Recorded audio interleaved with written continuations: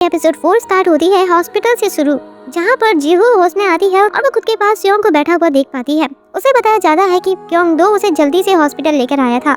ये बात सुनकर उसे बहुत ज्यादा एम्बैरेस फील हो जाता है। थोड़ी देर बाद क्योंग दो अपनी गाड़ी में उसे उसके अपार्टमेंट छोड़ता है। उसकी सारी चिंता धीरे धीरे गुस्से में बदल जाती है। वो जीहू को बड़ी गुस्से में डांटता है कि अल्कोहल में उसने स्लीपिंग टेबलेट्स को क्यों मिलाया था।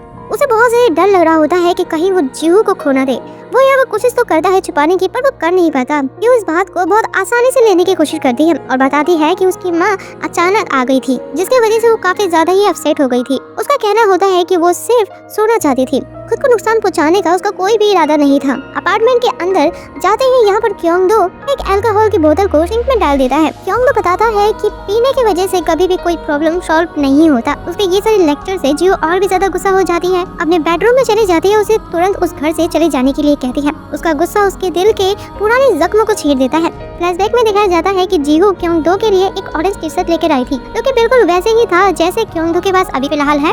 तब क्योंग दो को पता चलता है कि वो टी शर्ट बहुत ज्यादा ही महंगा है, 3 लाख वॉन है। वो बहुत ज्यादा हैरान हो जाता है, जीहू इतनी आसानी से कैसे पेमेंट कर रही है। तब अपनी छोटी सी दुनिया में दोनों के बीच फर्क का एहसास होता है। ये फीलिंग तब ज्यादा और बढ़ जाता है जब वो घर लौटकर अपनी माँ को खुशी देखता है। वो सुनता है कि उसकी माँ पूरी महीने की कमाई सिर्फ 3 लाख वॉन है। गिल्ट और फ्रस्ट्रेशन में भरा यहाँ पर जीहू को एक आलीशान सी हेयर रेस्टोरेंट में लेकर जाता है। वहाँ पर वो उसे सबसे महंगा डिश खिलाता है। जीहू उसके तुरंत डिस्कम्फर्टेबल को महसूस करती है। वो पूछती है कि वो उसकी लाइफस्टाइल से मैच करने की कोशिश क्यों कर रहा है। बातचीत धीरे धीरे तीखी बहस में बदल जाती है। क्योंग दो चिल्लाकर कहता है कि वो एक ऐसा इंसान बनना चाहता है जिसके ऊपर जीहू गर्व कर सके। जीहू उस इनविजिबल दीवार से टूट जाती है जो हमेशा उनके बीच खड़ी हुई थी। उसे समझ नहीं आता कि क्योंग दो इस गरीबी और अमीरी की तुलना क्यों कर रहा है। दोनों आंसुओं के साथ अलग हो जाते हैं, प्यार और हालात दोनों से जख्मी होकर। पास्ट में जब जब क्योंग दो जीहू के जाने की कोशिश करता है, बार बार कुछ न कुछ गलत हो जाता। जीहू कभी बीमार पड़ जाती तो कभी वो अब्रॉड चली जाती,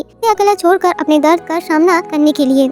में जीहू पूरी रात क्योंग दो के मैसेज को पढ़ती है। उसमें वो अल्कोहल खतरों के बारे में उसे वार्न करता है। अगली सुबह जीहू फैसला करती है कि वो क्योंग दो से डायरेक्ट पूछेगी। वो बताती है कि वो वीडियोस भेजने के जगह उसके साथ भी तो रह सकता था, उससे बातचीत भी करनी चाहिए थी। के बाद दोनों बात करते करते साथ चलने लगते हैं। थोड़ी देर बाद बैठकर रेस्ट करते हैं। हाथ और इंटीमेट मोमेंट में क्योंग दो प्यार से जीहू के पैर को धोता है और उसे टॉवल से सुखा रहा होता है। अचानक रुक जाता है, अपनी सॉफ्टनेस से घबराकर। शर्मिंदा और कंफ्यूज होकर वो टॉवल को फेंक देता है, पीछे हट जाता है। जीहू का पति कंपनी को बेचने का प्लान आगे बनाता रहता है। वो एक शेयर होल्डर के साथ सीक्रेटली मीटिंग भी कर रहा होता है। उनको जब इस बात का पता चलता है स्टेटमेंट वो बिजनेस संभालने वाली है, जीवन की सिचुएशन को मुश्किल बना देता है। हद से ज्यादा डिस्पैरेट और लैकरेस होकर जीवन का पति स्टाफ मेंबर पे प्रेशर बनाता है कि वो जीवन की कॉफी में ड्रग्स मिला दे। कुछ देर बाद उसे एक अनोनिमस लेटर मिलता है जिसमें ड्रग्स के यूज से रिलेटेड सवाल उठाए जाते हैं। तो ये क्लियर हो जाता है कि उसके हर एक मूव में कोई नजर रख रहा है। इसके बाद हम देखते हैं क्योंग दो को काफी अच्छा एक मौका मिलता है कैलिफोर्निया में पढ़ने का चांस।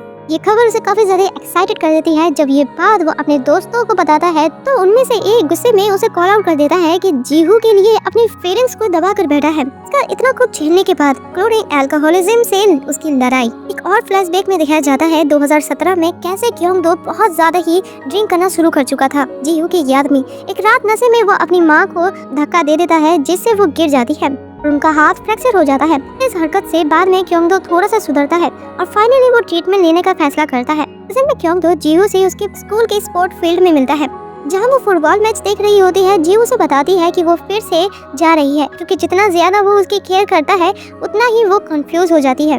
वो ये भी कहती है कि अगर वो उसे अब भी रोकने की कोशिश करेगा तो इसका मतलब वो यही समझेगी ना कि उसके दिल में अभी भी उसके लिए कोई फीलिंग्स है। क्योंग दो पूरी शाम उसकी बातों पर सोचता है। आखिरकार एक बार उसे फिर से मिलने का फैसला करता है। जब वो जीहू के घर पे पहुंचता है तो उसे उसके एक्स हस्बैंड हंगामा करते हुए मिलता है। जब उसे जीहू के साथ उसके रिलेशनशिप के बारे में भी पूछा जाता है तो क्योंग दो बिना डेयर के जवाब दे देता है कि वो जीहू को इम्प्रेस और फ्लर्ट करने की पूरी कोशिश कर रहा है। ये सुन के बिल्कुल चौंक जाती है कि आखिर भाई ये क्या हो रहा है। एपिसोड का एंड एक एपिलॉग के साथ होता है जिसमें दिखाया जाता है कि क्योंग दो ने उस ऑरेंज कलर के टी शर्ट को कितना ज्यादा ही संभाल के रखा था जिसे जीहू ने उसे दी थी। टी शर्ट उस प्यार का साइलेंट सिंबल बन जाता है। तो पता चलता है कि उसने कभी भी उसे छोड़ा ही नहीं था। कलर टुमारो का एपिसोड 4 स्लोली बर्निंग होने के बावजूद भी इमोशनल काफी ज्यादा इंटेंस है।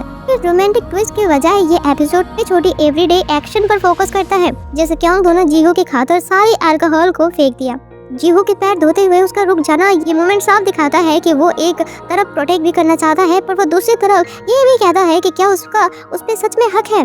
यूं भी परी ही फंसी हुई लगती है। फिर उसे लगता है कि उसे कोई कंट्रोल करता है तो वो गुस्से में भी रिएक्ट कर देती है, चाहे सामने वाला कोई क्यों ना हो। एपिसोड को पावरफुल एंड पर नोट करता है, ये दिखाते हुए कि जब प्यार बहुत देर तक बढ़ाया जाए वो एक दिन अपना नाम भी मांगता है।